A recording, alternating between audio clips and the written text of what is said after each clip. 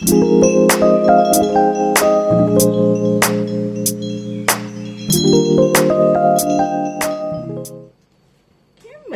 buhay. Good morning, beautiful people. Once again, this is Mami G. This morning, may masarap at kapaki-pakinabang na panghanap buhay recipe na naman po ang isi-share ko sa inyo. Okay, kung bago po kayo sa aking channel, don't forget to like, share, subscribe, and click nyo na rin po yung ating notification bell para lagi kayong updated sa mga susunod po nating mga video na gagawin. Okay? Join me sa akin pong recipe na ito. Pasasarapin po natin ang simpleng giniling. At ang gagawin po natin this morning is luncheon meat. Yan, ang pagkasarap po ng ating luncheon meat na gagawin. Okay, so i-ready ko na po. Nakita nyo na po ang ating mga ingredients. So, sasabihin ko po sa inyo kung ano-ano yung ating gagamitin para po mabuo ang ating luncheon meat. Okay, beautiful people, Mamshi, para po sa ating luncheon meat, kakailanganin po natin itong mga sumusunod na ingredients. Siyempre, ito pong ating pork giniling. 1 kilo po yan. Okay, siyempre, nandiyan po ang ating half cup flour, all-purpose flour. And then we have 1 cup milk. Okay, 2 tablespoons white sugar, 2 tablespoons salt, half teaspoon curing salt. Yan. Then we have 1 teaspoon garlic, 2 teaspoon pepper. Then meron po tayong half teaspoon of binder. This one. And 1 egg. So, yan lang po ang ating gagamitin na ingredients para makabuo tayo ng masarap na luncheon meat. Okay, napakadali lang po ng ating gagawin. Pagsasama-samahin nyo lang po yung mga ingredients na yan at makakagawa na po tayo ng masarap na luncheon meat. Okay? So, I will show you kung paano po natin gagawin ang pagmimix ng ating luncheon meat. Pag gagawa po kayo ng mga processed meat, ang unang-una nyo pong gagawin is pagsasama-samahin nyo po muna yung sugar, yung salt, at saka yung curing salt. Okay? So, para maging balance po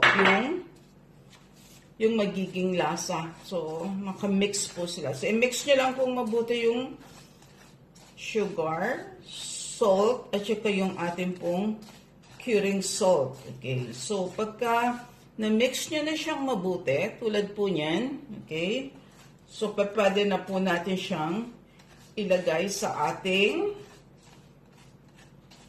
pork giniling. Okay, make sure na naghugas po kayo ng kamay, no? So, need kasi natin na ma-mix itong mabuti. So, I will not be using gloves para mas feel ko po kung tama na po yung texture niya. But for sure, nag-wash na po ako ng hands. Malinis na po yung hands ko. So, imimix na po natin yan dito sa pork. Okay?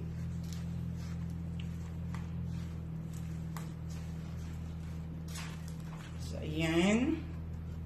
So, pag na-mix mo natin yan, kailangan po kasi ma-absorb ng mabuti ng meat yung mga nilalagay nating ingredients, no? At maging even siya. So, after na ma-mix nyo ng mabuti yung sugar dito sa ating meat at sa tingin ninyo na-absorb na ng mabuti ng meat at naging even in distribution nitong ating nilagay na ingredients sa meat, pwede na po nating ilagay ang ating paminta at ang ating garlic. So, spread nyo lang po siyang ganyan para maging even din po. Yan. Okay, again, halo-halo lang po ulit.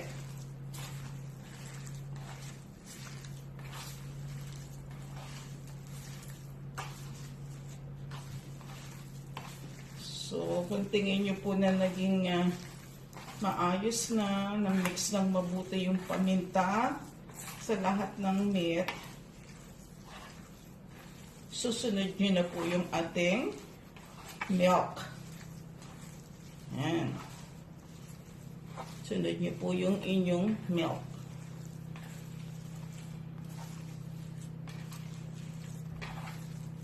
So, meron pang paminta. Ilagay na po natin yung ating milk. Yan. So, gradually ilagay niyo yung milk.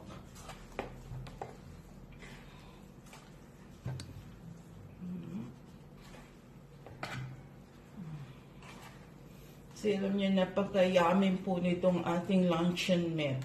Ito po yung aking bestseller. Nung ako po ay nagtitinda ng mga processed meat, ito po yung aking bestseller po talaga. Kasi pwede nyo siyang ipang-ulam, pwedeng ipalaman sa tinapay. And you know na napakalinis ng luncheon meat nyo. Okay.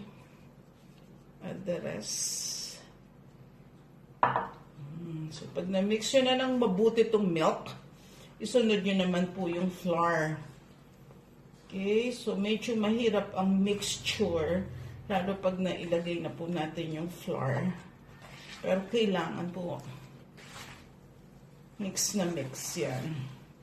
Ayan, kung meron po kayong mixer, pwede nyo din pong gamitin. Kung maramihan na po yung inyong ginagawa. So, kita nyo yung milk na ano na natin mabuti. Nahalo na sa guiniling. And then, sunod yun na po yung flour. And, lagay nyo na po yung ating flour. Again, halo uli. Puro mix-mix lang po yan. But make sure na nami-mix nyo pong mabuti yung mga ingredients na inyo pong nilalagay. Okay? So, lagay na po natin flour. Oops.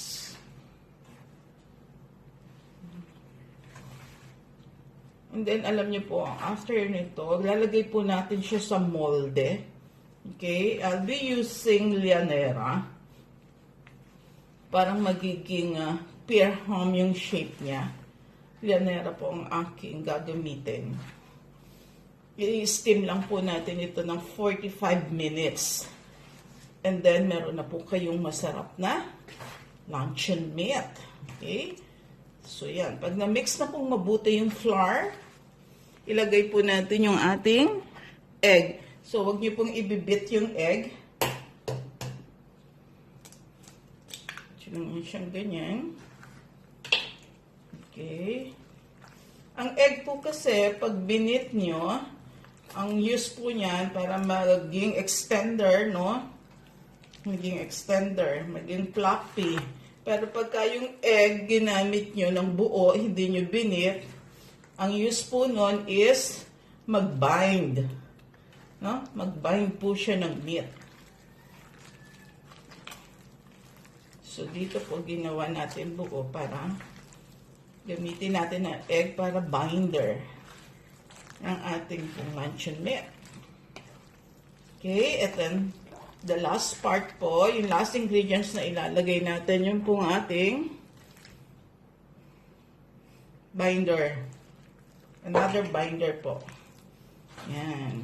Kasi luncheon meat po yung gagawin natin. So, kailangan talagang dikit po talaga. Okay? So, yan. So, halo-halo lang po, ganyan. Tapos, ilalagay na po natin siya sa ating molde. So guys, ready na po. Ilalagay na natin siya sa ating mga container. So gagamit po ako ng lianera. I think is small size po itong lianera na gagamitin ko. Punuin nyo lang po siya.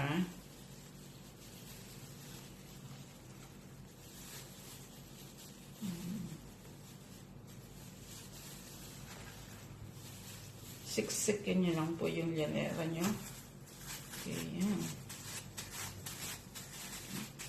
Pwede din po kayong gumamit ng foil kung wala kayong llanera.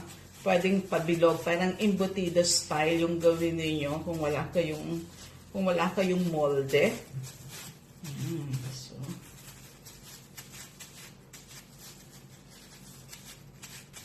yan po, ganyan lang po yung gagawin natin. So, hanggang sa matapos nyo yung inyong mga molde na malagyan itong ating luncheon meat. I guess 4 po na llanera ang magagawa natin for 1 kilo.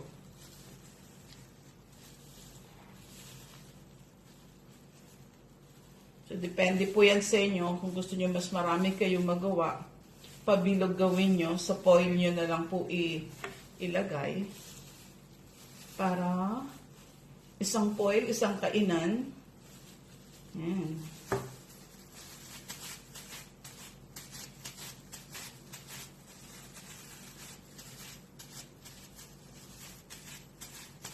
So, nakadalawang llanera na po ako. I still have 2. So, dito po, magiging 4 po yung ating magagawang luncheon meat. So, ito na po, nakagawa po tayo ng 4 na llanera sa ating pong 1 kilo na pork guiniling. So, ito. Tapos, i-cover nyo lang po siya ng foil.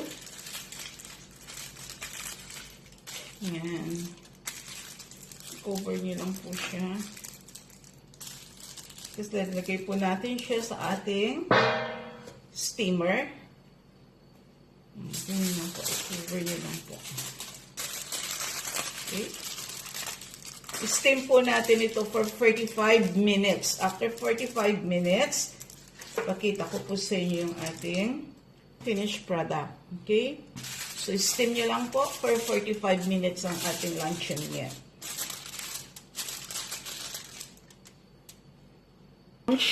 Yan na po yung ating luncheon meat. Ihahanguin ko na po sa steamer. Then, open po natin. Tingnan po natin yung kanyang pagkakaluto. 45 minutes po yan na atin pong in-steam.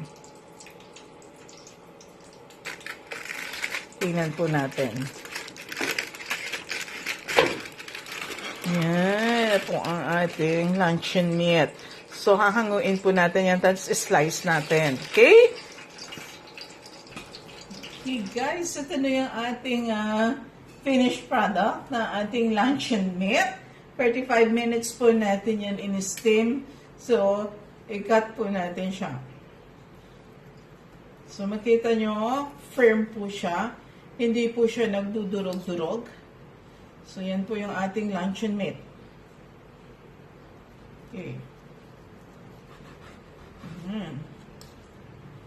45 minutes po.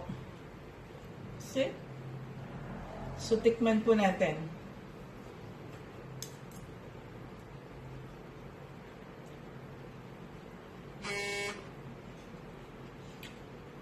Promise, Ma'am Shi, try this recipe. Napakasarap po niya. Pwede niyo po siyang gawing ulam. Pwede din pong palaman. Sa mga gawa po kayo ng luncheon meat sandwich. Naku, napakasarap po nito. So, I hope na i-try nyo po itong recipe na ito. Hindi po kayo magsisisi. At the same time, pwede nyo po itong gawing pang negosyo. Ibenta nyo po siya kung gusto nyo ng ganitong what do you call this shape, or pwede siyang parolyo, parang embutido. Napakasarap po. So, maraming salamat po for joining me sa paggawa po natin ng luncheon meat. So, pamula po sa simpleng guiniling, nakagawa po tayo ng masarap at kapakinabangan na panghanap buhay na luncheon meat. Okay? Bye for now. Once again, this is Mami G. Don't forget to like and subscribe naman po sa aking channel. Okay? God bless.